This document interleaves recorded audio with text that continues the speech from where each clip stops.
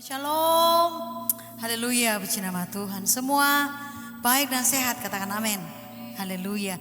Mari saya ngundang saudara bangkit berdiri bersama-sama. Kita akan membuka ibadah siang hari ini, kita akan berdoa. Haleluya. Tuhan Yesus yang baik, kami bersyukur buat siang hari ini. Buat hari yang baru Tuhan sediakan buat kami. Buat kebaikan yang baru, kemurahan Tuhan yang baru. Seminggu ini kami boleh jalani bersama dengan Tuhan. Pekerjaan kami, bisnis kami, sekolah kami, apapun yang kami kerjakan Tuhan, Engkau ada untuk kami. Engkau menyertai, memberkati kami. Siang ini kami sesaat mau berbakti kepada Tuhan. Menyenangkan hati Tuhan. Dengan pujian sembah syukur kami. Lebih lagi kami tahu kami perlu firman-Mu. Mengubahkan kami, memulihkan kami, menguatkan kami. Ini kerinduan kami Tuhan Yesus, Roh Kudus Kau hadir di tengah kami, hadirat-Mu nyata di tengah kami. Terima kasih Tuhan. Kami pulang membawa satu sukacita, damai, sejahtera, firman yang baru dari Tuhan. Ini kerinduan kami bertemu muka dengan Tuhan hari ini. Terima kasih Tuhan, kami persembahkan ibadah siang ini bagi Tuhan, untuk Tuhan, dan hanya untuk Tuhan. Di dalam nama Yesus. Semua yang baik, semua yang mulia bersama kita berkata amin, haleluya. Silakan duduk kembali, puji nama Tuhan. Engkau memelihara kami Tuhan. Amin.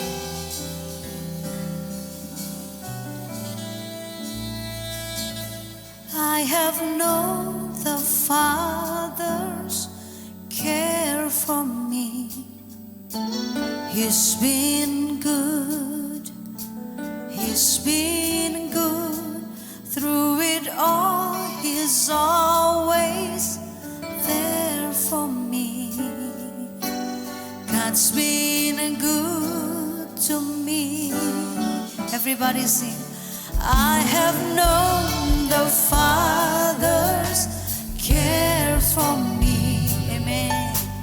He's been good. He's been good through it all. He's always there for me. God's been good to me. Through the storms and through the night, I'm what made everything will be alright. I have known the Father's care for me. He's been good. I have known the God. I have known the Father's care for me. He's been good. Amen. He's been good through it all. He's always there for me. God's been good to me. Through the storms, and through the night, come what may, everything will be alright. I have known the Father's cares for me. God's been good through the storms, and through the night. Come what may, everything will be alright. I have known the Father's care for me. God is good. God's been good. Ku tahu Bapa peliharaku. Ku tahu Bapa peliharaku. Dia baik. Dia baik. Dia baik. Dia baik. Ku yakin Dia selalu sertaku. Dia baik bagi lewat badai, lewat badai.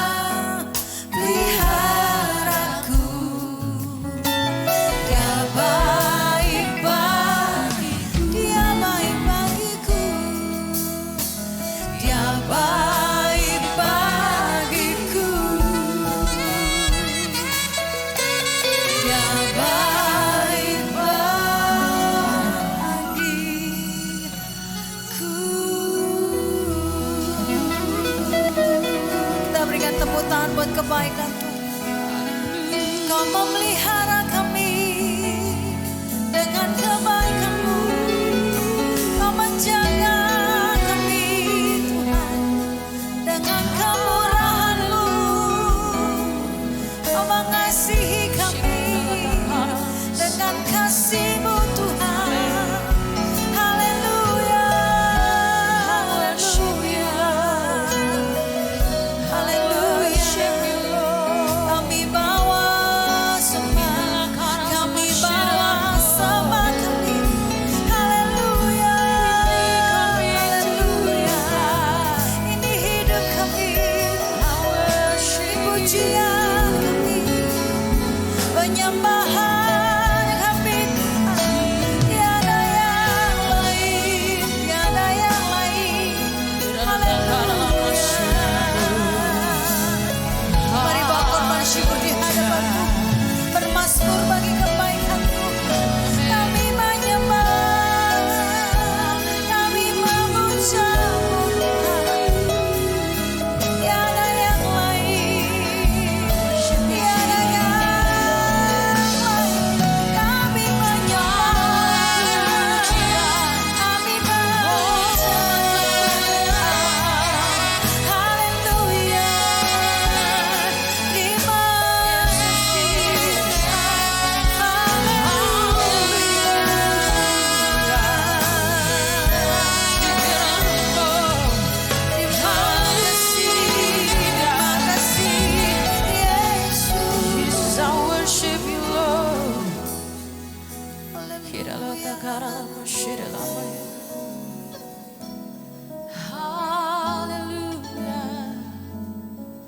kami bersyukur Tuhan.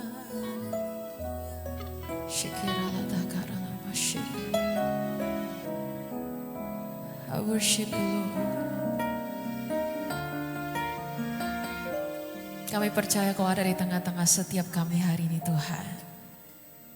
Mari biarlah pujian penyembahan kami di tempat ini boleh menjadi dupa yang harum di hadapan-Mu Bapa, menyenangkan hati-Mu. Dan Kau hadir untuk memberikan kekuatan dan sukacita yang baru buat setiap kami Bapa. I worship you Lord.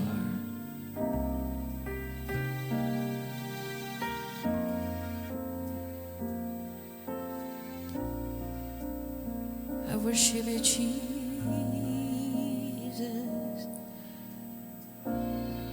Shikira la takara la bayara la bata.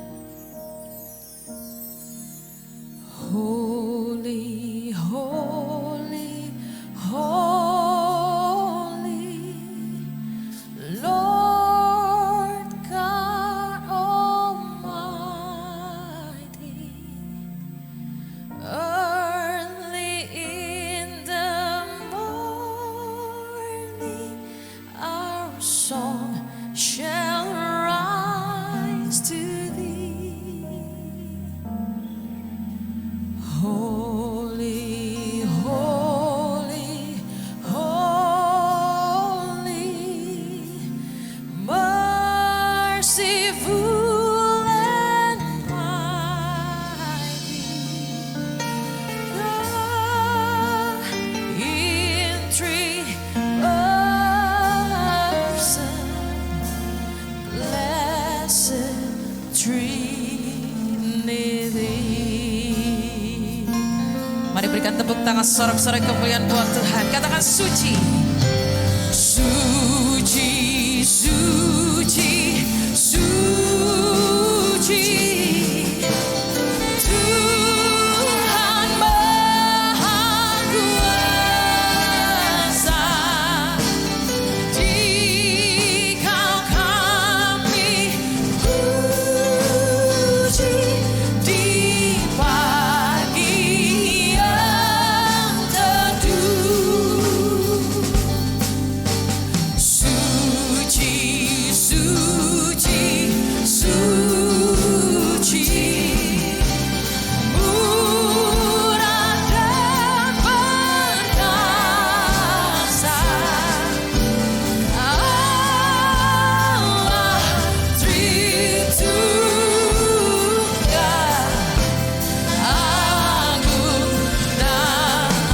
Mari bersama kita bangkit berdiri Bapak Ibu Saudara. Segala pujian bagimu,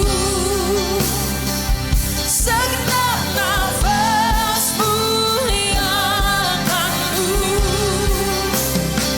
surga bumi kan berseru,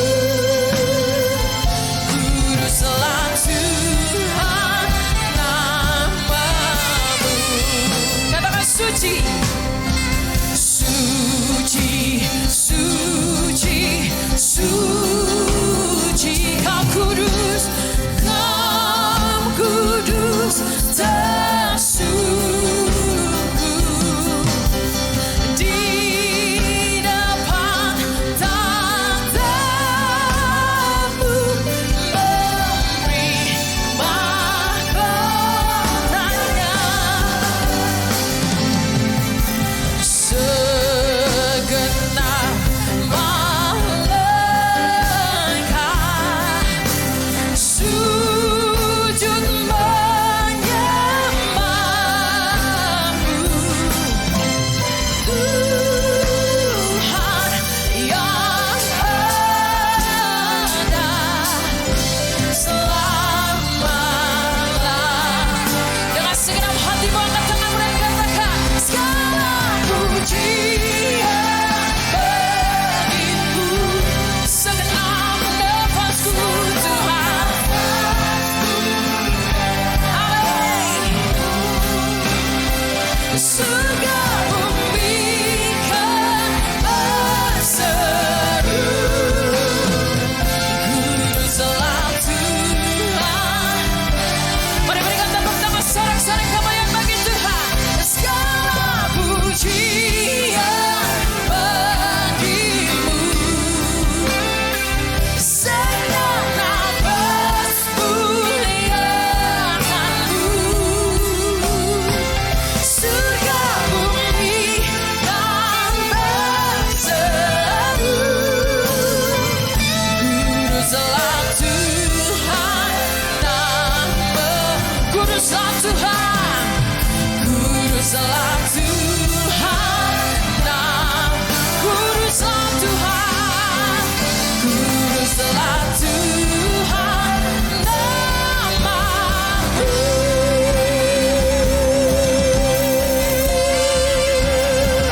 Berikan tepuk tangan sorak-sorai kemuliaan bagi Tuhan kita. Hanya Yesus yang ditinggikan. Haleluya. Tepuk tangan sorak-sorai kemuliaan bagi Raja kita. Kami Biar percaya. hidup kami boleh menjadi rumah Tuhan, di mana Engkau ada bersama di tengah-tengah kehidupan kami dan di tengah-tengah lingkungan di mana kami ada, supaya kami boleh menjadi berkat dan terang di tengah-tengah dunia yang gelap. Ketika hidup kami Tuhan sudah menjadi rumah Tuhan, kami tahu tidak mungkin ada satu kekuatan di luar Tuhan yang bisa mengganggu kami. Hanya kerap kali kami sendiri yang keluar dari lingkungan Tuhan sendiri. Ampuni segala dosa salah kami, biar setiap benih firman-Mu Tuhan boleh menjadi makanan setiap hari dan kehidupan kami, supaya manusia rohani kami boleh bertumbuh, walaupun mungkin manusia jasmani kami mungkin semakin merosot. Terima kasih Tuhan, memberkati mereka yang sakit dimanapun mereka berada. Saudara kami jemaat gereja di mana kami menggembalakan, semua para gembala pekerja yang ada, 59 gereja yang ada di luar negeri maupun yang ada di Indonesia. Kiranya Tuhan memberkati mereka semuanya.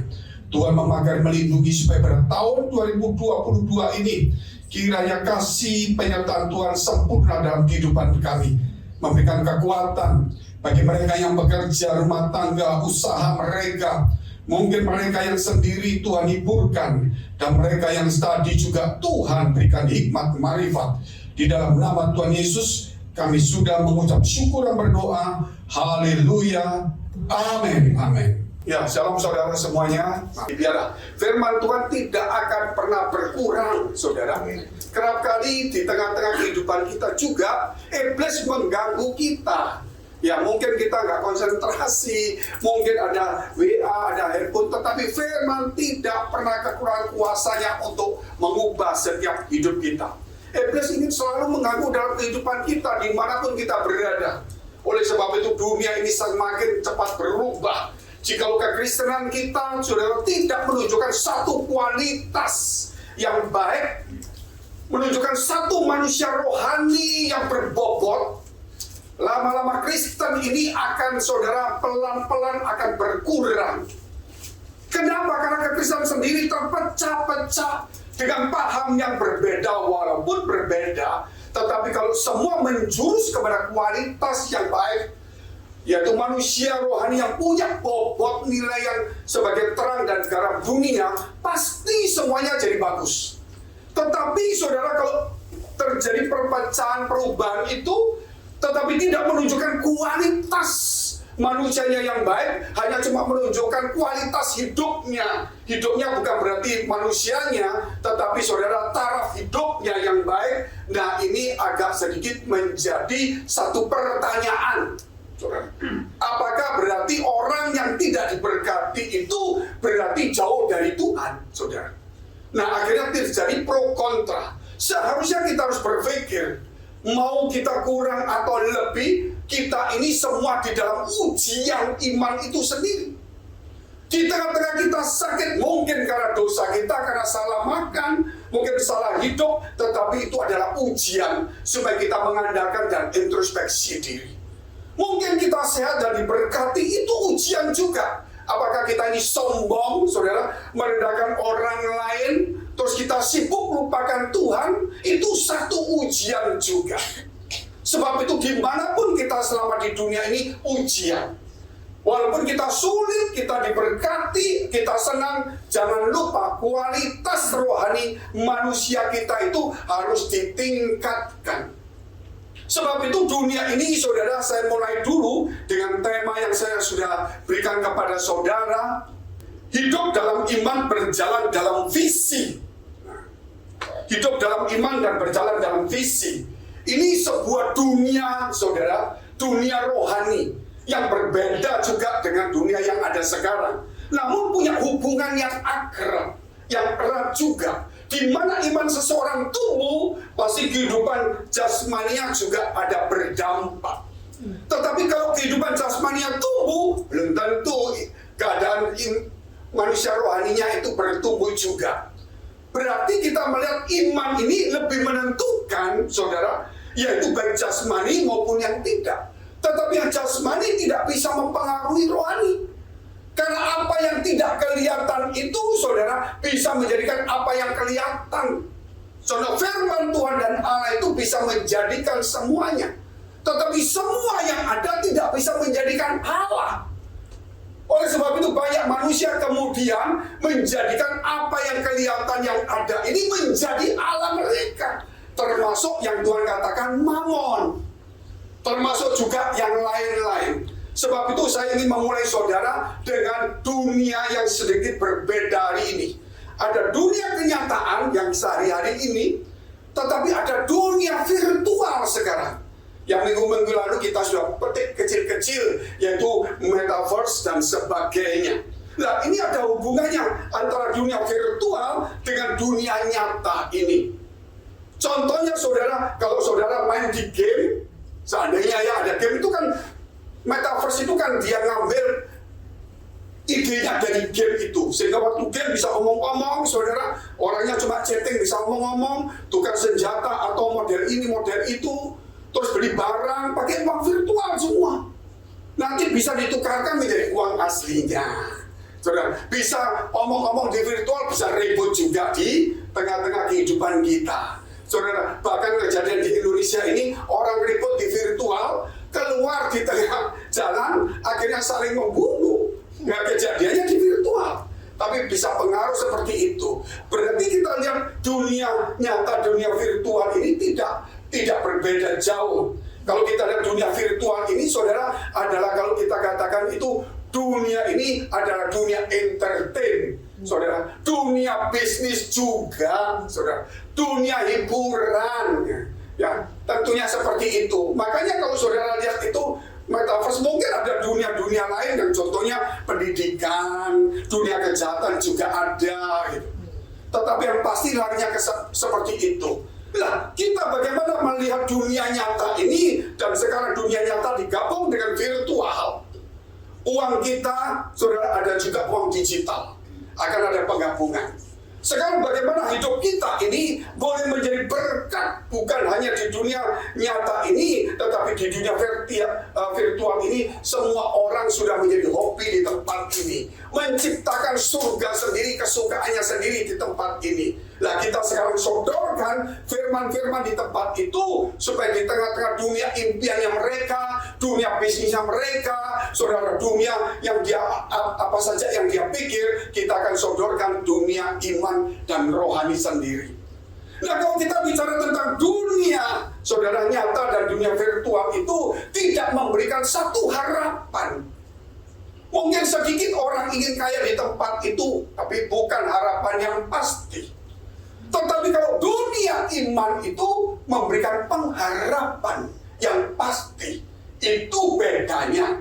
Kalau dunia ini memberikan penghiburan, satu entertain. Kalau dunia iman ini bukan memberikan hiburan, Tuhan masuk dalam hidup kita, memberi kekuatan, menghibur kita di kala kita lemah, saudara. Bukan cuma dihibur kita, cuma ya sejenak kita senang, persoalan masih ada. Tetapi di dalam dunia iman kita, saudara, ada masalah, Tuhan beri kekuatan, saudara, ya termasuk penghiburan, supaya kita mampu mengubah setiap masalah itu boleh menjadi satu berkat yang tersembunyi. Nah, kalau kita bicara dunia iman, tentunya kita harus tahu bahwa tentunya didasari atas firman Allah. Nah, kalau saudara bicara dunia virtual, saudara pasti harus belajar tentang namanya teknologi atau IT. Kalau dunia iman, saudara tidak bisa jauh daripada firman Allah. Kita harus bisa membaca, merenungkan Taurat, firman itu siang dan malam. Maka saudara akan muncul yang namanya kemudian dunia visi. Setelah kita punya iman, punya pengharapan yang pasti, muncullah visi. Bukan cita-cita. Kalau dunia virtual kenyataan memunculkan cita-cita, yaitu keinginan orang itu sendiri, yang bukan didasarkan harapan yang kuat dengan iman yang kuat, tidak. Tetapi kalau iman memunculkan visi, yang pasti terjadi. Nah, kalau kita bicara visi, tidak jauh juga berarti kita punya dunia roh juga, karena ada Tuhan dalam kehidupan kita. Nah, dunia iman, dunia ini juga dikatakan visi, dunia roh ini juga ada hubungannya dengan kehidupan kita yang nyata ini, saudara. Ketika kita membaca firman, itu bisa mengubah hidup kita. Luar biasa enggak, saudara? Oleh sebab itu, kalau kita sekarang masuk di dalam dunia yang sudah different, yang berbeda ini, saudara harus menjadi bijaksana. Inilah waktunya manusia, saudara, disuruh memilih oleh Tuhan. Mau jalan lebar atau jalan sempit. Gereja sedang diuji. Gereja sekarang sudah masa pemurnian. Mari saudara lihat di negara-negara lain. Banyak orang murtad. Gereja habis kadang-kadang sepi juga, saudara. Mana mungkin pekerjaan Allah bisa kalah. Tetapi nyatanya pelan-pelan bukan kalah. Karena Tuhan izinkan namanya pemurnian, ujian itu ada. Sebab itu saudara, kita harus tahu kalau dunia nyata, dunia virtual itu memberikan satu motivasi kepada kita, saudara, supaya kita mulai mau kerja. Kita dimotivasi supaya ini. Tetapi kalau dunia iman itu tidak memotivasi kita, saudara, tetapi memampukan kita, mengubah hidup kita beda. Sehingga sekarang kita boleh melihat gereja juga terbagi menjadi dua. Yaitu gereja yang saudara bicara motivasi orang-orang supaya ya membangkitkan motivasi keinginannya, gairahnya sendiri tanpa didasari kekuatan Allah. Tetapi di gereja ada sendiri juga, yaitu orang dibangkitkan gairahnya karena roh Allah akan bekerja kepada orang itu. Sehingga saudara, hari ini kita masuk kepada tahun yang baru, ini kedatangan Tuhan sudah dekat. Kalau kita tidak bisa punya basic dasar seperti ini, suatu hari kita akan masuk di dunia yang itu dan kita akan jauh hilang. menganggap Tuhan tidak ada, mereka buat surga di tempat virtual itu sendiri. Sedangkan itu bukan surga, saudara. Sehingga hari ini tantangan bagi gereja, tentunya gereja juga akan melihat itu sebagai teknologi yang harus kita gunakan, saudara, untuk apa? Untuk supaya kehadiran Allah itu boleh ada di tengah-tengah masyarakat yang memimpikan keinginannya melalui impian mereka, sehingga mereka diberikan satu pengharapan dan kekuatan yang pasti. Puji Tuhan, saudara, ini untuk tahun yang baru, khususnya tantangan anak muda. Sehingga di gereja kita sekarang sudah ada dari seluruh gereja base yang ada di Australia, di mana-mana. Saudara, memang gereja kita tidak lama, baru 16 tahun kemarin kita ulang tahun bulan Januari.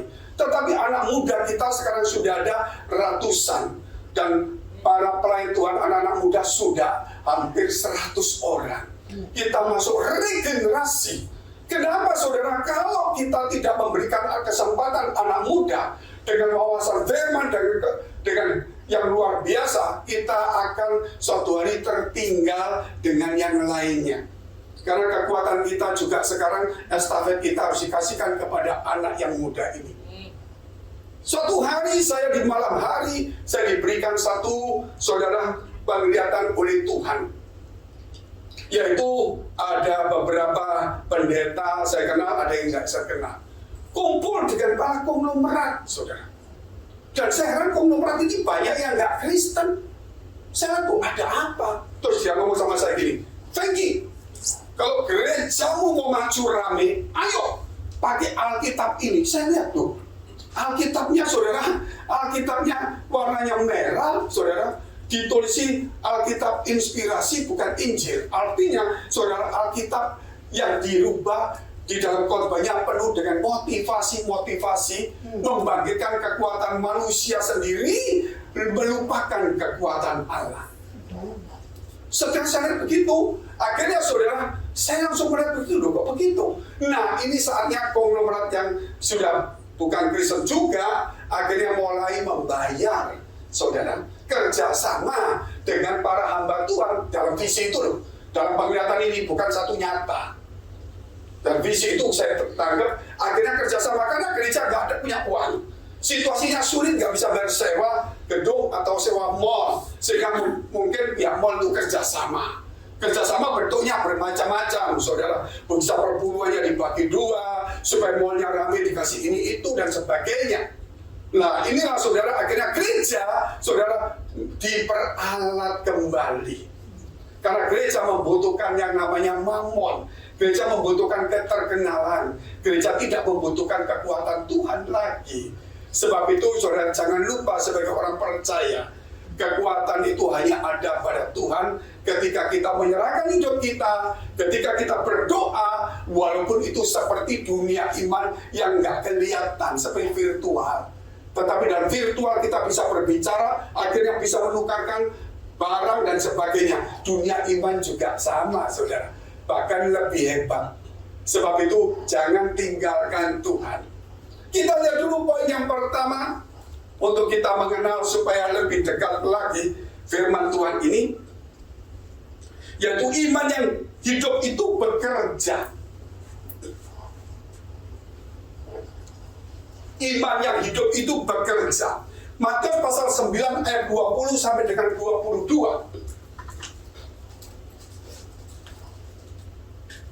Pada waktu itu seorang perempuan yang sudah tua, sudah 12 tahun lamanya, bukan tua ya, 12 tahun lamanya, menderita pendarahan, maju mendekati Yesus dari belakang dan menjamah jubahnya. Karena katanya dalam hati, asal ku jamah saja jubahnya, aku akan sembuh. Tetapi Yesus berpaling dan memandang dia serta berkata, teguhkanlah hatimu, hai anakku, imanmu telah menyelamatkan engkau. Maka sejak saat itu sembuhlah perempuan itu. Dunia iman, saudara, menghasilkan sesuatu yang nyata juga. Dunia iman itu membawa kuasa Allah turun dalam kehidupan seseorang. Sebab itu kalau iman kita goyah, berarti saudara, kuasa Allah, saudara, tidak bekerja dalam kehidupan kita. Padahal hidup kita adalah rumah Allah. Rumah Allah di mana Allah ada. Yang bisa membuat segala sesuatu yang tidak ada menjadi ada. Terus kita, saudara, meremehkan Allah yang ada pada kita. Melalui apa? Melalui iman kita yang kita memang sengaja kita nggak kasih makan, kita nggak teguhkan, sehingga kita nggak membaca firman. Kita senangnya ini itu, bukan senangnya membaca dan merenungkan firman Allah. Satu tantangan bagi gereja dan generasi, Tuhan tidak membutuhkan, saudara, kurang lebih 2,4 miliar orang Kristen Katolik dan semuanya untuk menjadi hebat. Kalau boleh semua. Tetapi saudara, kalau kita lihat, Tuhan tidak membutuhkan segitu banyaknya orang. Kadang-kadang kita bilang, waduh, yang di Amerika, Indonesia, ini kok merosot Kristennya, kok pindah, saudara. Ingat, ketika Allah memanggil Gideon, maka jumlah orang, saudara, yang diajak Gideon itu banyak sekali. Tapi Allah memandang terlalu banyak. Sehingga dikurangi melalui ujian demi ujian. Sehingga muncullah 300 orang. Dan Allah berkata, supaya jangan kamu nanti berkata bahwa kamu menang karena jumlahmu banyak. Supaya kamu ingat bahwa Allah itu terus bekerja. Katakan amin. Sehingga saudara, jangan melemahkan kita ketika banyak gereja orang Kristen yang sudah menyimpang. Jangan melemahkan kita, karena masih ada banyak orang pilihan. Ya walaupun tidak semua, mungkin saudara hanya 10% atau sekian persen, Allah sanggup mengubah kembali dunia ini untuk kemuliaan Tuhan. Dan mungkin itu engkau dan saya termasuk di dalamnya. Haleluya. Oleh sebab itu, jangan kendor, jangan ikut arus kiri kanan. Apa yang terjadi? Yesus katakan, imanmu telah menyelamatkan engkau. Luar biasa. Saudara, apa yang membuat semuanya itu bisa berubah? Apa yang bisa membuat kuasa Allah itu bekerja dalam kehidupan kita? Yaitu iman kita kalau hidup. Saudara, pasti kuasa Allah itu bekerja.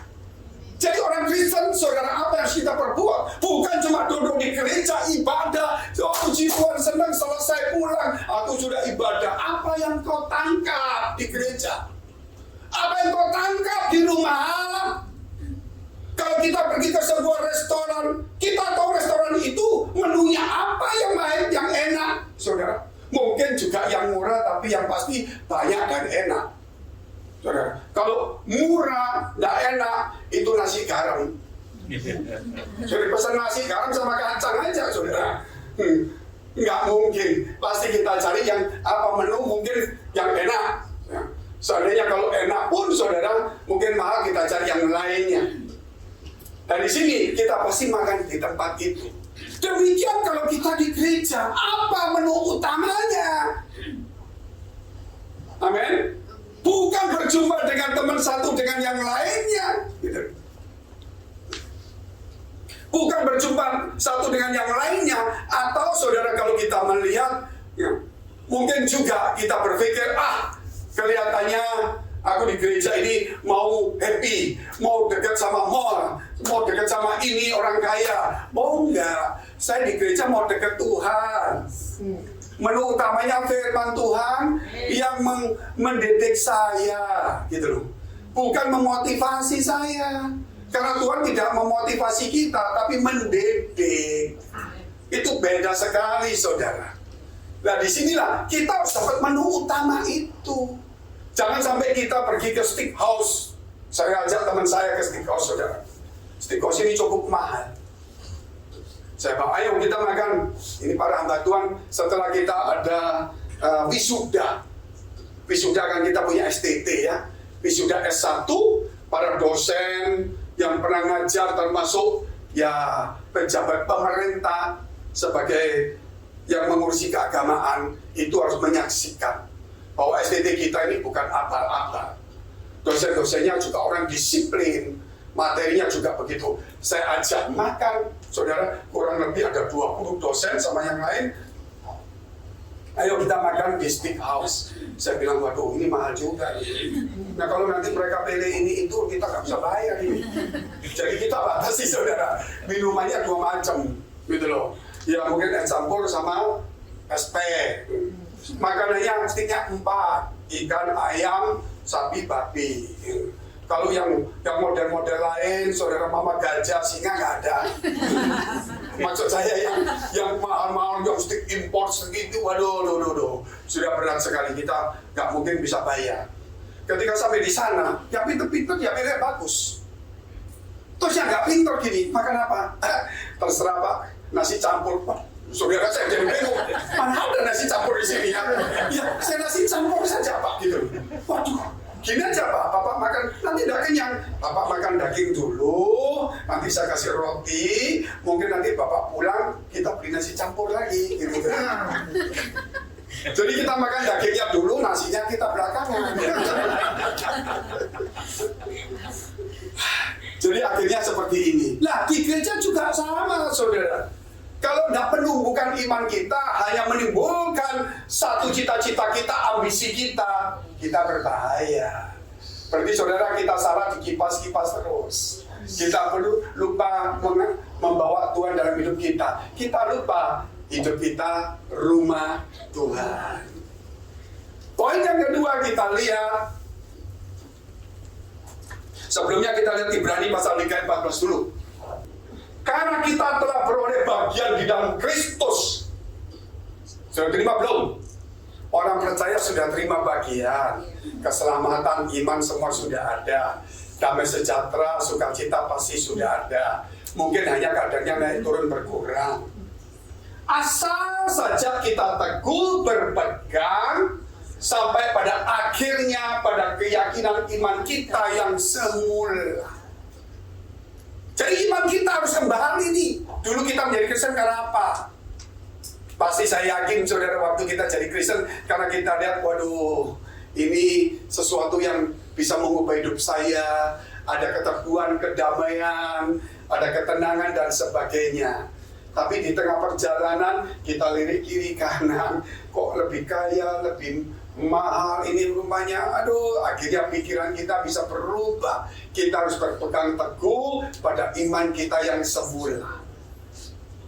Saudara, saya ingat sekali waktu tahun berapa ya, gereja mertua saya ada di Surabaya, di Simpang Dukuh itu jauh sudah lama. Itu gereja termasuk cukup paling lama. Mungkin ya sejak zaman mendekati zaman Belanda begitu saudara. Nah itu di situ. Saya bertumbuh di sana, orang-orang kampung. Saya ini orang kampung juga di situ, pinggir kampung, yang tidak mengenal Tuhan. Dengan adanya gereja di situ, kita ikut sekolah minggu. Dan sudah berapa generasi kampung itu diganti orang-orang. Setelah kaya punya kawin, tinggalkan pindah, ganti orang baru. Itu sudah gantian terus orangnya. Dan suatu hari gereja itu dibongkar oleh pemerintah. Karena padahal itu gereja heritage, saudara, bangunan lama. Itu mestinya nggak boleh dibongkar. Alasannya untuk pelebaran jalan dan sebagian dijadikan taman.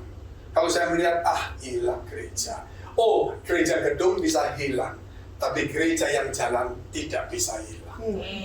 Saya ngomong sama mertua saya, gereja satu, tapi hilang. Tapi minimal yang kelihatan saja. Melalui diri saya dan teman-teman yang di sini dan yang lainnya, 59 gereja dibuka. Sampai di Ghana, Afrika, nggak main-main saudara. Nggak main-main. Jadi saudara, apa yang sudah ditabur, dia akan bertumbuh banyak. Haleluya. Jadi jangan melihat gedung itu bisa suatu hari hilang. Tetapi rumah Tuhan ini tidak pernah hilang. Kita lihat hal yang kedua, poin yang kedua. Berjalan dalam iman dan visi. Inilah dunia iman, dunia visi. Orang kalau punya iman, pasti punya pengharapan. Nah, pengharapan itu tidak mengecewakan. Karena firman Tuhan tidak pernah kembali sia-sia. Itu saudara perlu ingat. Langit dan bumi boleh lenyap, berlalu, tetapi firman-Ku tidak akan berlalu. Lebih mudah langit dan bumi itu, saudara, lenyap atau hilang daripada satu titik, satu koma di Alkitab dihilangkan. Luar biasa enggak?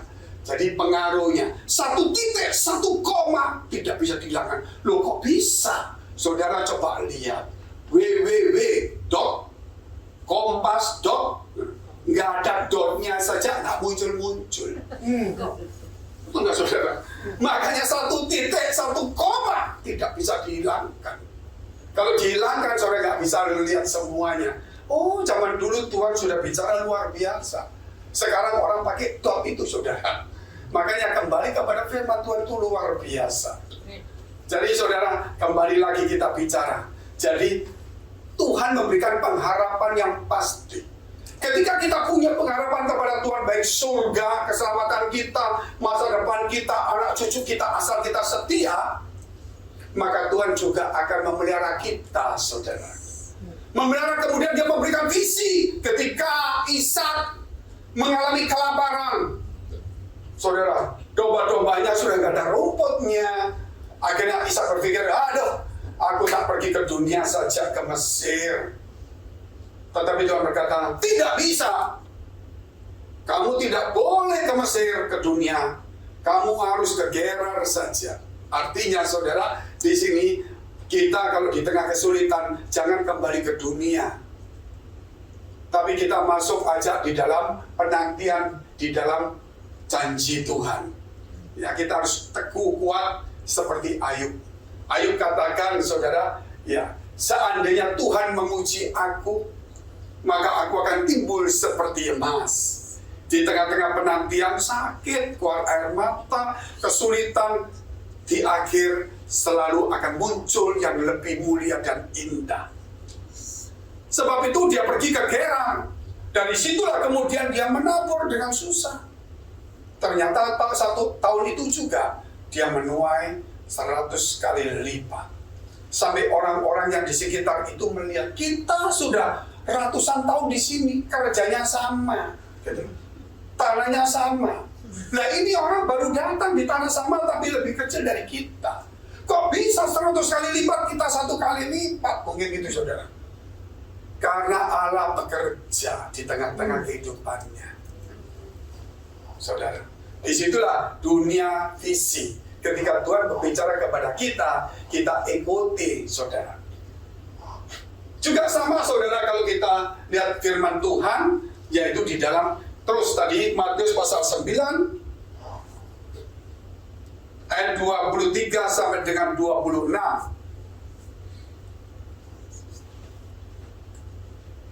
Ketika Yesus tiba di rumah kepala rumah ibadat itu dan melihat peniup-peniup seruling dan orang banyak ribut, berkatalah ia, pergilah, karena anak ini tidak mati tetapi tidur. Tetapi mereka menertawakan Yesus. Saudara, setelah orang banyak itu diusir, Yesus masuk dan memegang tangan anak itu, lalu bangkitlah anak itu, bangkit dari kematian. Maka tersiarlah kabar tentang hal itu ke seluruh daerah itu. Saudara, lihat ini. Ketika Yesus, saudara, yaitu ada seorang perempuan 12 tahun pendaraan menjamah jubahnya, dengan imannya sembuh. Kemudian Yesus masih meneruskan perjalanannya, yaitu dengan kepala rumah ibadat ini, yang di tengah jalan dipotong oleh perempuan 12 tahun pendarahan. Akhirnya itu sembuh. Karena dipotong, anak itu jadi mati, mungkin kepotong lama waktunya. Akhirnya Yesus berjalan menuju ke tempat itu, sesuai dengan visi yang ada, yang diharapkan. Di tengah perjalanan, percuma pergi, sudah habis sudah, saudara. Ya, sudah matilah, sudah semuanya tidak bisa, gitu. Tetapi Yesus berkata, ayo kita tetap pergi. Orang tertawa, saudara. Visi itu tidak bisa dikalahkan dengan kenyataan yang ada. Karena visi itu merubah kenyataan. Contohnya air anggur habis, saudara. Tetapi melalui Tuhan, air pun jadi anggur. Amin. Walaupun tidak ada anggur, tapi tetap muncul bahkan lebih baik. Sebab itu visi tidak bisa, saudara, ditahan oleh kenyataan dan dibuang oleh kenyataan, tidak mungkin. Visi itu akan tetap berjalan. Sebab itu sebagai orang yang percaya, orang yang berjalan dalam iman, itu juga harus juga punya visi dalam kehidupannya. Nah, saudara, kemudian Yesus pun ketika berjalan dan ditertawakan, Yesus tetap, saudara, tidak mau menghiraukan mereka. Dia tetap berjalan dan kepala rumah ibadah tetap berjalan untuk mencapai tujuannya, rencana semula. Akhirnya sampai di tempat itu, yang mati pun dibangkitkan kembali. Kalau kita berjalan dengan Tuhan, jangan setengah jalan. Amin. Kalau kita berjalan bersama dengan Tuhan, teruskan sampai tuntas. Walaupun mungkin ada begitu banyak halangan, itu ujian iman kita. Ingat saudara, jangan hidup kita dikuasai yang tahun lalu ya, atau yang awal bulan Januari itu ada di YouTube. Orang dunianya itu ada dunia, saudara, yaitu dunia emosi. Emosi senang naik turun, ya nggak stabil. Ada dunia cita-cita kan, cita-cita aku mau jadi dokter, walaupun dia diganggu kiri kanan, dia tetap kuat karena ada cita-citanya. Emosinya selalu dikalahkan dengan cita-cita. Tapi ada dunia juga yang namanya iman atau visi. Ini mengalahkan segalanya. Sebab itu kita harus hidup di mana? Kita harus tentukan hidup kita sendiri. Kita lihat ayat selanjutnya, yaitu saudara, Kisah Rasul 16 ayat 9. Pada malam harinya tampaklah oleh Paulus suatu penglihatan, ada seorang Makedonia berdiri di situ dan berseru kepadanya, katanya, menyeberanglah kemari dan tolonglah kami. Maka Paulus mengambil kesimpulan bahwa Allah memberikan visi kepadanya untuk pergi ke satu daerah namanya Makedonia. Disitulah dia memberitakan Injil. Karena sebelumnya, saudara, Paulus ini pergi ke satu tempat di Asia Tengah, tapi Roh Kudus mencegah mereka. Jangan ke sini, tapi ke sana. Loh, beritakan Injil kok nggak boleh. Saudara, kalau orang sudah punya visi, itu harus hidup di dalam visinya. Nggak boleh ikut-ikutan. Karena ada tujuan tertentu yang Tuhan sudah bagi aturannya semuanya. Kemudian mereka belok di sini. Roh Yesus itu ayat sebelumnya mencegah mereka, balik, bukan di sini. Mereka terus diam, saudara. Waktu diam, malam hari mereka mendapatkan satu penglihatan, ada orang Makedonia manggil dia, saudara. Mereka mendapat kesimpulan Tuhan menyuruh mereka ke Makedonia. Disitulah saudara Makedonia dilawat Tuhan. Dan saudara, Makedonia itu daerah Yunani juga, termasuk di belakangnya. Dan itu menjadi pusat Kristen Ortodoks sampai sekarang. Apa yang Tuhan tunjuk, saudara, itu bertahan lama, bisa sampai kekal. Apa yang manusia tunjuk, hanya sampai batas waktu-waktu tertentu. Ikutlah aturan Tuhan, sampai anak cucumu, saudara, akan dipelihara Tuhan. Amin. Nah, satu kisah, saudara, saya ingin cerita kembali panggilan saya di Singapura dulu. Setelah saya keliling-keliling pelayanan, saya ke desa-desa dan seminar hamba Tuhan, tulis buku dan sebagainya. Saudara, saya mendengar mertua saya, seorang pendeta itu, kena sakit kanker payudara. Waduh, kita bingung. Kita udah pelayanan, mertua saya pendeta, gerejanya tua, saudara, orangnya biasa sederhana, untuk bayar listrik aja gak mampu, tapi kita setia, loh kok kena kanker. Ya kita hadapin. Akhirnya, saudara, waktu saya berdoa saat itu, Tuhan tunjukkan, saudara, bahwa kanker itu sudah menyebar dua tempat. Yang saya lihat itu, dua tempat itu kok bisa tahu? Saya melihat itu ada sosok iblis duduk di satu, yang satu juga sosok iblis duduk satu di tempat bagian tubuhnya lain. Apakah ini ada hubungannya? Kita nggak bisa ngomong dulu di sini. Tetapi saudara, yang pasti yang saya lihat itu, saya bilang, Mam, ini sudah menyebar. Terus pergi dokter.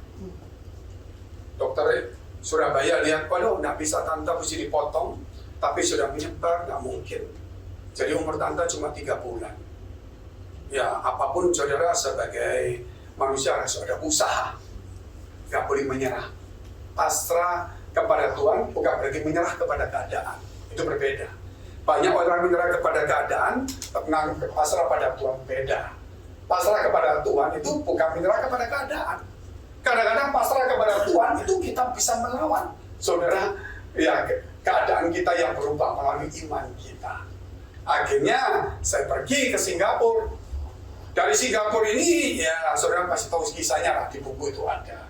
Saya singkat saja, saya bawa saudara di Singapura General Hospital, SGH. Di situ, wah sudah menyebar. Nggak bisa ini dipotong, nanti itu pun nggak jaminan. Singapura nggak berani ngomong jaminan, karena takut disu. Kalau Indonesia berani jamin, tapi jaminannya nanti di akhir. Kalau jadi nggak jadi ya urusan belakang. Tapi kalau di sini saudara takut isu, ada hukumnya. Maka dia bilang, ya dokter silakan saja. Luar biasa saudara. Baru di kemo 2 kali, nggak sampai ketiga, mungkin 3. Ya dia ususnya pecah. Karena sudah tua, kan nggak kuat ya.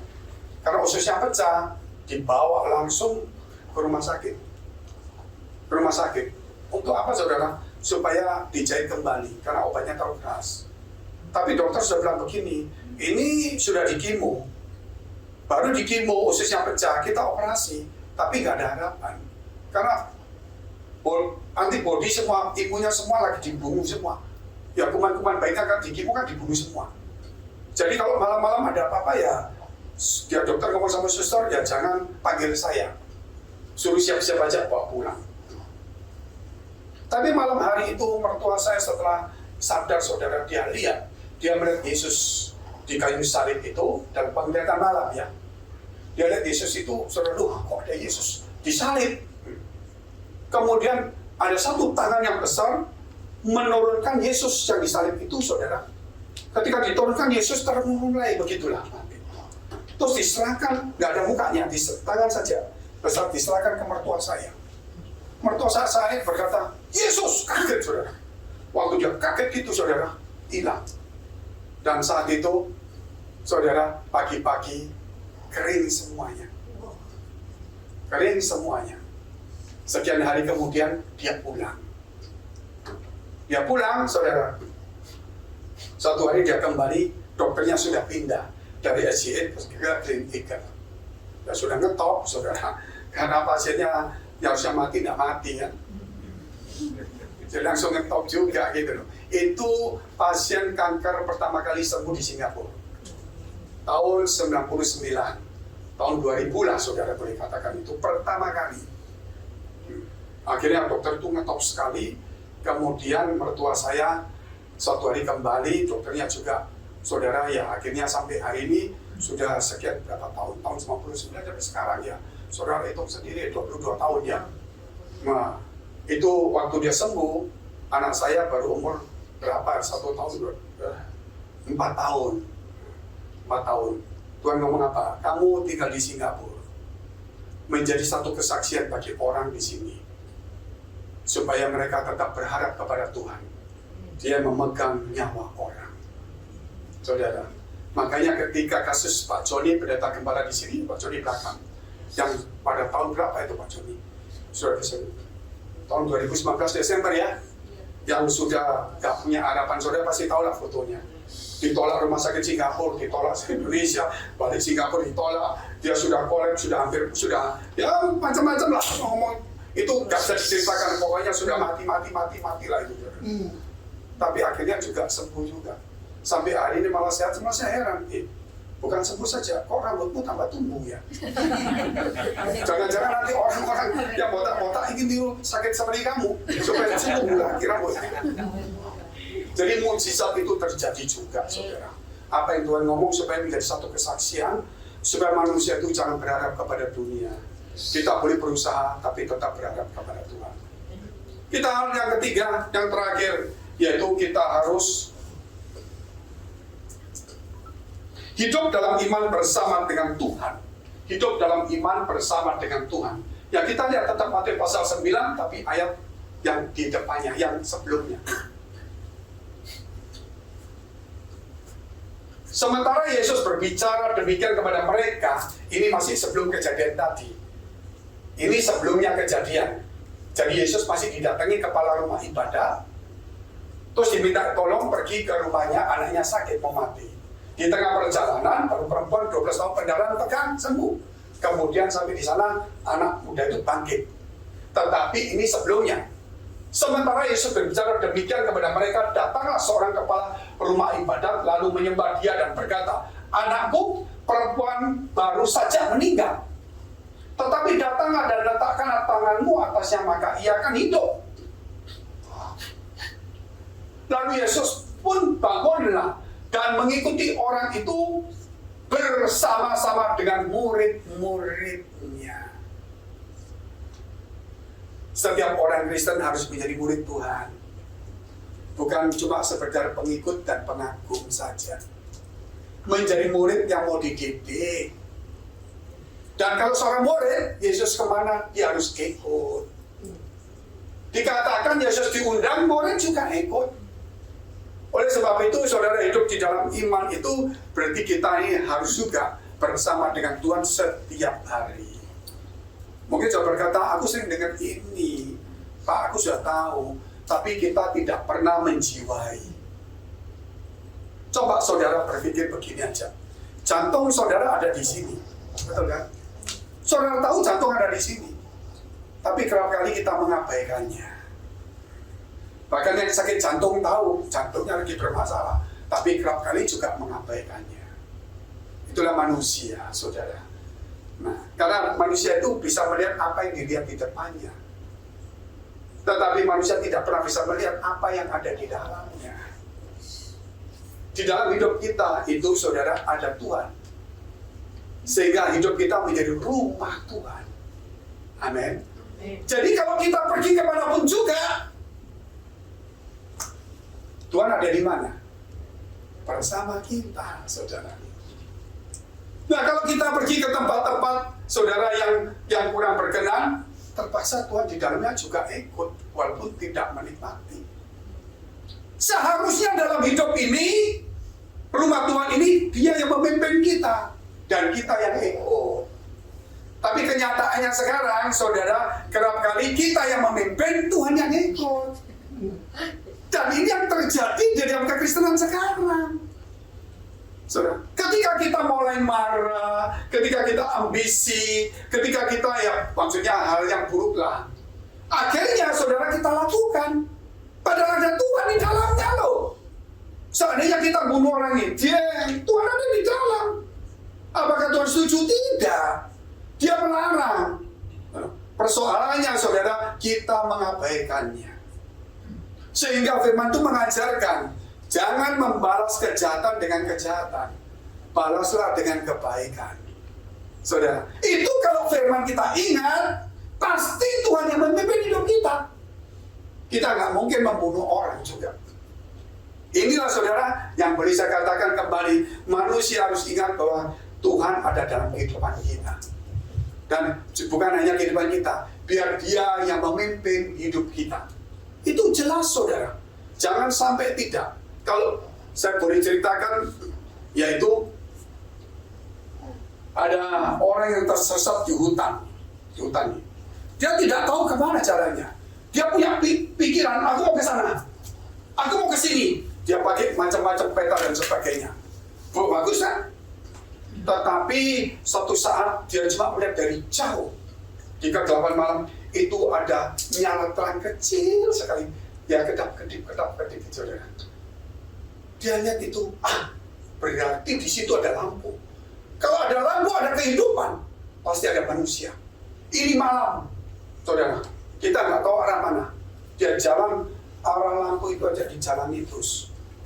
Dan akhirnya dia sampai di pondok itu juga. Itulah firman itu terang dalam kehidupan kita. Jangan mengabaikan di tengah kehidupan kita. Firman itu saudara, itu jujur. Sama dengan kejujuran yang ada. Tapi dunia tidak ada kejujuran. Sehingga firman dikatakan, firman itu saudara seperti, saudara katakan, itu cermin. Tahu cerminnya? Cermin. Saudara kalau lihat cermin, orang biar ganteng, biar rapi, biar ditata rapi, mau di pesta, mau di mana saja, kalau ada cermin pasti berhenti. Betul saudara?